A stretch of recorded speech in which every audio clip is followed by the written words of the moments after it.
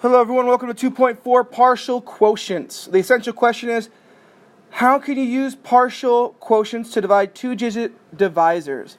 If you forgot what a divisor and a dividend is, the dividend is the number being divided, or the one that's inside the house, and the divisor is the one that's outside the house, or how many times that number is being divided.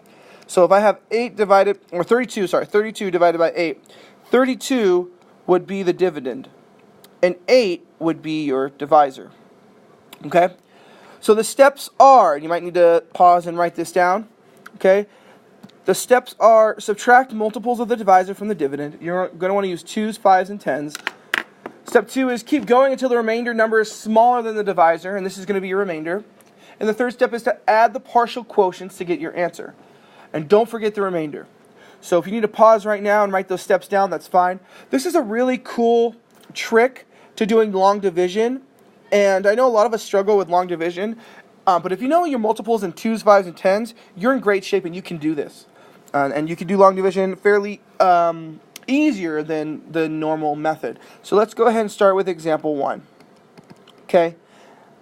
Now, if you already know how to do long division well, this method you might not want to use this method, and that's totally fine too. So you have 775 divided by 23. So what you're going to do is you're going to say, okay, I need to multiply 23 by something, okay, and I need to subtract it from 775. So the biggest number that I can do is 23 times 10, that I know off the top of my head. I know 23 times 10 is 230, okay, and the reason I know that is because I just add a 0 to it.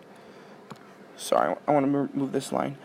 So 23 times 10 is 230. I'm going to make sure I write the 10 over here because I'm going to use that for later. So 230 is going to be subtracted from 775. That's the first step. Okay? Subtract the multiples of the divisor from the dividend. Okay? So 5 minus 0 is 5. That's 4. That's 5. Okay? Well, I still have a really big number. I could still do 23 times 10, which is 230. And I'm going to put the 10 over here because that's what I used. So I'm going to subtract 545 minus 230, 5, 1, and 3. Okay? And I can do that one more time. 23 times 10 equals 230. We got 10 over here. I'm going to write this over here because I don't have any room. 315 minus 230, 5, 8. You have 85. Now I can't do 23 times 10, but I could maybe do 23 times 2. And I know 23 times 2 is 46. Okay, we'll put the 2 over here. And I want to make sure I did that right. I think I did something wrong here. 5, that should be an 11, that should be a 2.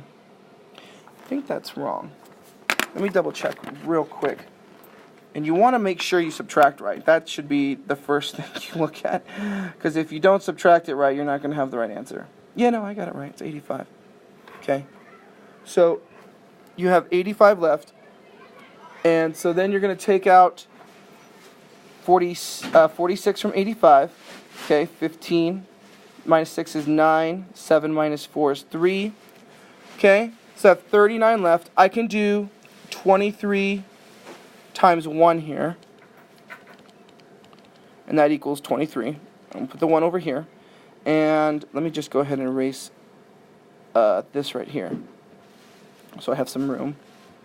And if I do 39, if I do 39 minus 23, I get 16. Now that's going to be my remainder. And now what I want to do is I want to add 10 plus 10 plus 10, which is 30, plus 2, which is 32, plus 1, which is 33. That's my answer. 33, remainder 16. So let me go over the steps one more time.